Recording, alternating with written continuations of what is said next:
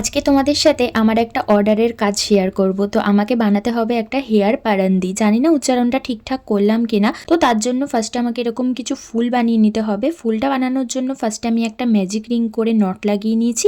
তারপর নর্মালভাবে 3টে চেন বানিয়ে নিয়েছি। 3টে চেন বানানোর পর আমি ওখানে আরও 3টে ট্রিপল ক্রোশিয়া করে আবারও 3টে চেন করে একটা স্লিপ স্টিচ দিয়ে নিয়েছি ম্যাজিক রিং এর মধ্যে থেকে। ব্যাস এইভাবেই কিন্তু আমার প্রত্যেকটা পাপড়ি তৈরি হয়ে গেছে।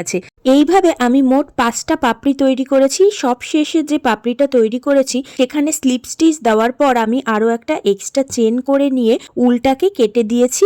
আর একদম ম্যাজিক রিং এর শুরুতে যে এক্সট্রা উলটা ছিল সেই উলটার সাথে একটা নট লাগিয়ে নিয়েছি।